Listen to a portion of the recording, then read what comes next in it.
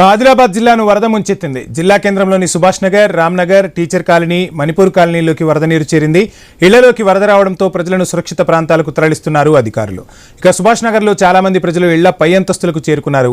వరదల్లో చిక్కుకున్న వారిని రక్షించేందుకు ఎస్డీఆర్ఎఫ్ బృందాలు తీవ్రంగా శ్రమిస్తున్నాయి. ఇప్పటి వరకు 6గురిని రక్షించాయి బృందాలు.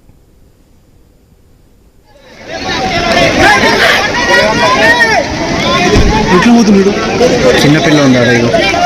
చిన్నపిల్ల కనిపిస్తుందా? ఇది పట్టుకోతాం అంత అవుతుంది.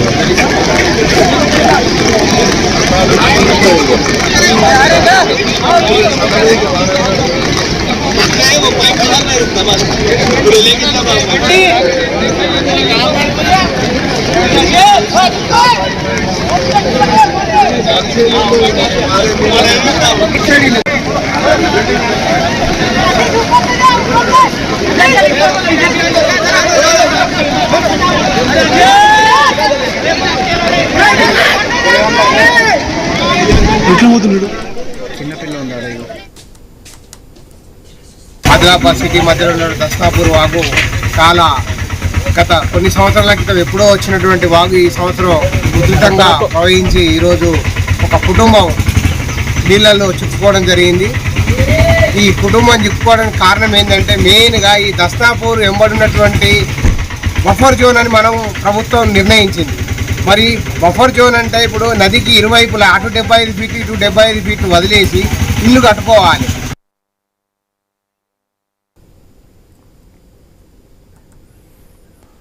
రైట్, ఇక అడవుల జిల్లా ఆదిలాబాద్లో వర్షాలకు సంబంధించి ఫుల్ డీటెయిల్స్ మా ప్రతినిధి శ్రీనివాస్ అందిస్తారు. శ్రీనివాస్, చూస్తున్నాం ఊరు ఏరు ఏకమైందన్నట్టుగా పరిస్థితులు అయితే కనిపిస్తున్నాయి. ఎక్కడికక్కడ ఎస్డీఆర్ఎఫ్ బృందాలు ప్రజలను రక్షించేందుకైతే చర్యలు చేపడుతున్న పరిస్థితి. ప్రస్తుతం ఇంకా వర్షం అలానే కొనసాగుతుందా? ఆదిలాబాద్ జిల్లా వ్యాప్తంగా ఫుల్ డీటెయిల్స్ ఏంటి వెదర్ అప్డేట్స్కి సంబంధించి? వంశీ, నిన్న రాత్రి నుంచి కూడా కురుస్తున్నటువంటి భారీ వర్షాలతో అయితే ఉమ్మడి ఆదిలాబాద్ జిల్లా పూర్తిగా అతలాకుతలమైంది. ఇటు వాగులు వంకలు పూర్తిగా ఉధృతంగా ప్రవహిస్తున్న నేపథ్యంలోనైతే వందల సంఖ్యలో గ్రామాలకి ఇటు రాకపోకలు అయితే పూర్తి స్థాయిలో నిలిచిపోయాయి.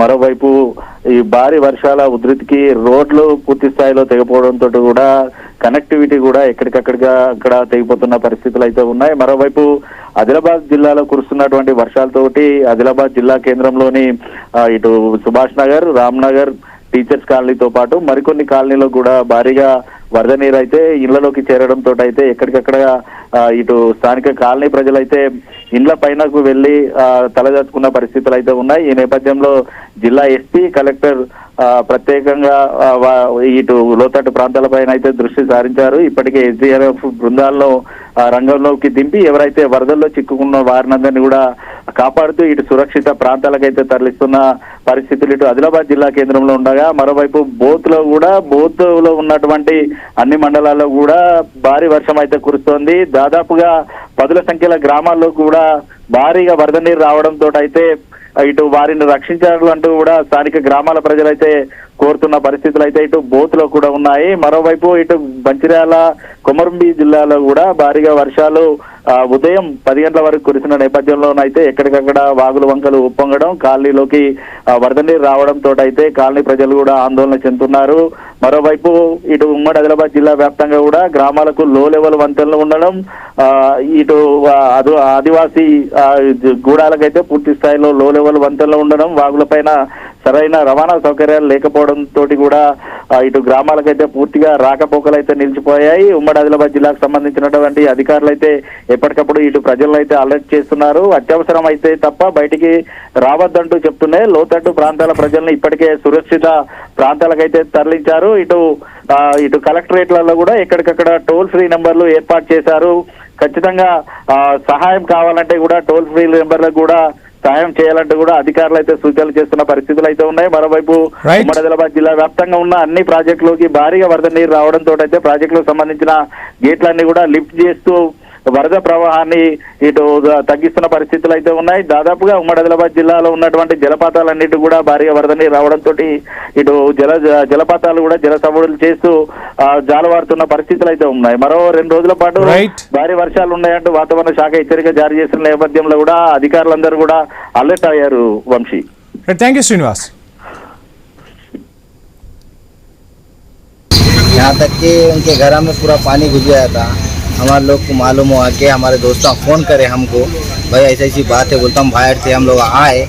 आने के बाद हम देखे यहाँ तक कि जाने की कोशिश बहुत करे पर नहीं जा सके। यहाँ तक कि बाद में रस्सी मंगा के ऐसा करे क्या उसके उधर इधर बनने के बाद कोशिश करके फिर बाद में उतने में क्या है, हम लोग नज़दीक जाते वक्त इन लोग भी आ गए, पुलिस वाले वो इसके वाले भी आके उन लोग और हम लोग मिल के हेल्प करके पूरे बच्चों को 3 बच्चे उनको सबको हम लोग बचा लिए।